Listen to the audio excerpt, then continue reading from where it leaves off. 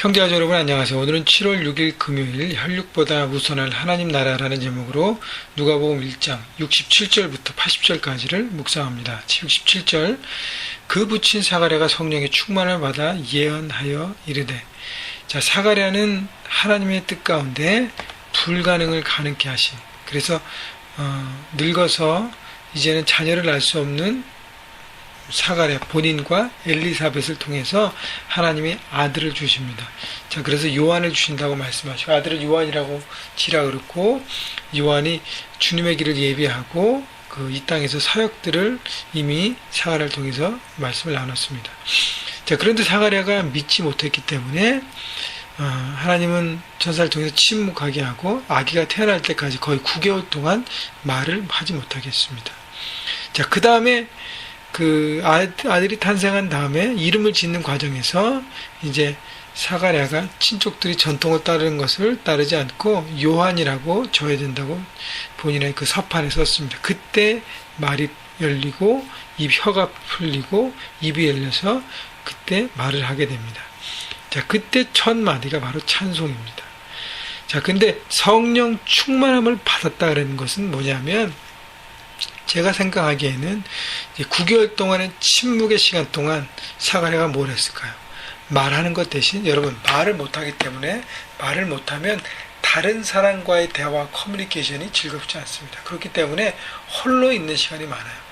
필요한 것, 가족과 필요한 것, 또 제사장으로 섬기기 때문에 거기 필요한 것 외에는 아마 홀로 하나님 앞에 서 있었을 것입니다. 그리고 이 모든 가운데 역사하신 하나님을 묵상했을 것이에요. 그래서 성령 충만함을 그가 그 충만한 가운데 거했다는 것을 우리가 추측할 수 있습니다. 그래서 여러분, 중요한 것은 하나님 앞에 우리가 침묵으로 나가서 하나님과 일대의 시간을 기도를 통해서, 말씀 묵상을 통해서 누릴 때에 우리가 성령의 사람으로 되는 것은 마땅하다고 생각합니다. 왜냐하면 우리가 우리의 소리를 듣지 않고 하나님 말씀에 순종하는 모습으로 살아가기 때문에, 물론 말씀을 듣는 것에 그치지 않고 그 말씀이 내 삶 가운데 최선인 것을 믿고 하나님 앞에 절대 순종함으로 그렇게 살아갈 때 성령 충만함을 받은 자처럼 살아가는 것이죠.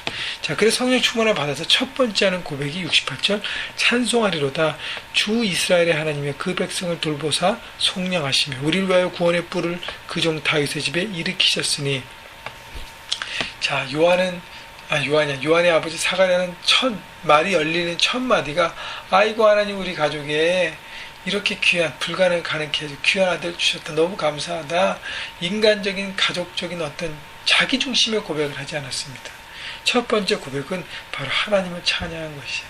자기 아들을 통해서, 또 누구죠? 자기 친족 마리아를 통해서, 아내의 친족 마리아를 통해서 태어날 메시아 주 예수님. 그래서 그 모든 일들을 바라보면서 하나님께서 구원의 프로젝트를 이미 조상들로부터 과거의 구약의 많은 이야기를 통해서 하셨던 그 말씀들이 이제 이루어지는 때가 되었음을 바라보고 너무 기뻐한 것입니다. 하나님의 400년의 침묵의 시간이 끝나고 하나님의 역사, 구원의 역사가 시작됨을 바라보고 사가랴는 영적인 눈이 뚫려서 거기 감사한 것이죠. 그래서 그 백성을 돌아봐서 속량하시며 죄값을 지불하시고 구원하신, 그래서 하나님의 구원의 계획을 바라보신 것이죠. 그래서 인간의 모든 죄악이 이제는 속량, 사해진, 대가가 지불되는 놀라운 역사가 일어나는구나. 69절 우리를 위하여 구원의 뿔을 그 종 다윗의 집에 일으키셨으니. 바로 다윗의 집은 누구예요? 이스라엘을 통해서 일으킨다는 거고요. 또 작게는 바로 다윗의 자손을 통해서 바로 묘셉과 마리아를 통해 그 일을 이루신다는 것입니다. 70절 이것은 주께서 예로부터 거룩한 선지자의 입으로 말씀하신 바와 같이, 제가 방금 언급드린 대로 하나님께서 이미 다 구약의 선지자를 통해서 예언하신 것처럼 이루어진다는 것이고요. 71절 우리 원수에게서와 우리를 미워하는 모든 자의 손에서 구원하시는 일이라. 마귀의 모든 역사, 이사가 주관하는 마귀의 악한 역사에서 하나님께서는 건져주신다는 거예요. 그래서 72절 우리 조상을 긍휼히 여기시며 그 거룩한 언약을 기억하셨으니 곧 우리 조상 아브라함에게 하신 맹세라. 우리가 우리 원수의 손에서 건지심을 받고 종신토록 주의 앞에 성결과 의로 두려움 없이 섬기게 하리라 하셨도다. 그래서 조상들에게 믿음의 조상들에게 말씀하셨던 예언하셨던 선지자를 통해서 예언하셨던 그 모든 말씀을 이루어 주셔서 그래서 악한 영의 그 세력에서 하나님 건지셔서 이제 하나님 나라를 선포해서 하나님의 자녀로 살게 하고 그래서 하나님 앞에 성결과 의와 두려움 없이 왜냐하면 어둠의 소속이 아니라 이제는 빛의 소속 하나님의 자녀가 되었기 때문에 그렇게 하나님의 자녀로 이제는 능력 있게 살아가기를 하나님 말씀하신다는 것입니다. 76절 이 아이여 내가 지극히 높으신 이의 선지자라 일컬음을 받고 주 앞에서 앞서가서 그 길을 준비하여 자 사가랴는 아들 요한이 하나님의 뜻 가운데 서며 천사가 얘기했던 것처럼 하나님께서 주신 사명을 다할 것을 바라봅니다. 그래서 아들이 어떤 역할 이 세상에서 어떤 삶을 살아볼지를 하나님의 눈으로 바라보고 선포한 것이 첫째 선지자라 일컬음 선지자로 부르심을 받았다는 것입니다. 여러분 세례 요한은 마지막 선지자입니다. 그죠? 말라기의 마지막 선지자가 있은 다음에 구약에 400년 동안의 침묵이 흐르고 이제 예수님과 연결을 할 마지막 선지자 세례 요한이 하나님 앞에 서게 됩니다. 또 그 역할은 주의 앞에 앞서가서 그 길을 준비하여 예수님의 오심을 준비하는 준비자 역할을 감당한 것이고요. 77절 주의 백성에게 그 죄사함을 말미암는 구원을 알게 하리니 그래서 세례 요한은 회개하라 천국에 가까웠다. 죄사함을 선포하고 자기의 어떤 죄악으로부터 돌아오게 하고 하나님 없이 살고 자기 멋대로 살아가는 모든 삶에 돌아와서 하나님의 구원의 자녀로 서가야 되는 모든 죄를 고백하고 하나님 앞에 구원받는 하나님의 백성으로 서가야 함을 선포하는 것이에요. 그래서 선지자로 부름을 받고 주의 길을 예비하고 구원을 선포하는 사명을 명확하게 얘기한 것입니다. 결국은 내 뜻대로 내 자녀를 키우는 것이 아니라 하나님의 뜻 가운데 맡기는 것입니다. 여러분 자녀뿐 아니라 여러분이 맡기는 사업도 마찬가지고 여러분 학업도 마찬가지입니다. 내가 하고 싶은 대로 이루어지는 것이 아니라 하나님의 뜻대로 세워지는 것 그 모든 것들이 바로 하나님께서 우리 원하시는 삶이고 그렇게 사는 것이 가장 형통한 삶인 것입니다. 78절 이는 우리 하나님의 긍휼로 인함이라 이로써 돋는 해가 위로부터 우리에게 임하여 어둠과 죽음의 그늘에 앉은 자에게 비치고 우리 발을 평강의 길로 인도하시리로다. 자, 하나님의 구원의 역사가 바로 이 세례 요한을 통해서 이제는 준비 있게 되는데 이 모든 걸 바라보면서 이것이 하나님의 긍휼이다. 은혜라는 것을 얘기하고요.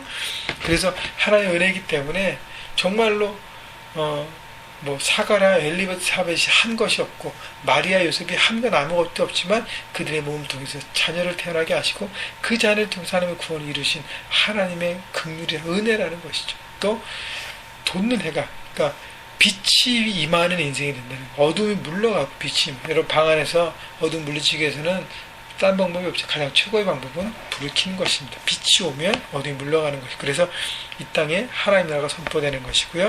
그 다음에 우리 발을 평강의 길로 인도하시도다. 평안한 삶. 평강의 길이라는 것은 우리 늘 자기 중심으로 할 때는 불안하고 어떻게 될지 모르고 답답할 것 살지만 하나님 안에 있을 때 그 영원한 삶을 바라보면서 하루하루 기쁨의 삶을 살아가는 것입니다. 80절 아이가 자라면 심령이 강해지며 이스라엘에게 나타난 날까지 빈들에 있으리라. 공적인 사역을 감당할 때까지 빈들에 있었다는 것이죠. 자라면서 심령이 강해졌다는 거예요. 심령이 강해졌다는 것은 성령의 충만한 가운데 강력한 하나님의 사람을 서갔다는 것입니다. 그래서 여러분 자녀들을 이 세대를 성령 충만한 아이로 키우셔야 합니다. 성령 충만하는 것은 하나님의 뜻에 순종하는 하나님 말씀에 엎드리는 하나님의 그 기준에 모든 삶의 기준을 맞추는 삶을 살아가는 것이죠. 그래서 심령이 강해지고 영적 전쟁 가운데 세상 현장에 나가서 싸워서 이길 수 있는 든든한 견고한 사람으로 서가는 것입니다. 그래서 빈들에 자라면서 결국 하나님의 뜻 가운데 서갑니다. 여러분 사가랴와 엘리사벳이 자기 뜻 가운데 집에서 요한을 묻고 있었다면 요한은 요한의 사명을 감당하지 못했을 것입니다. 빈들로 내보냈습니다. 여러분 옥히 잡는다고 해서 내 뜻대로 자녀들이 키우지 않는 거예요.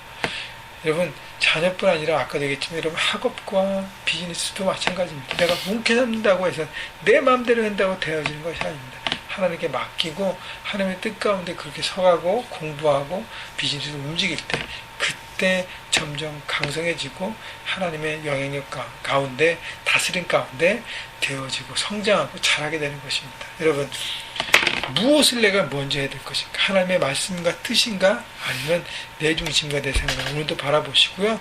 결단하시고, 그래서 여러분 입술을 통해서 사가라는 첫 마디 하나님을 찬양하고 자기 중심에 하나님 중심으로 고백했던 것처럼 여러분의 입술에 오늘도 하나님을 찬양하는 그 고백이 여러분 삶의 현장, 가정과 캠퍼스와 직장과 우리 교회를 통해서 선포되는 하루 되시기를 주님의 이름으로 축원합니다.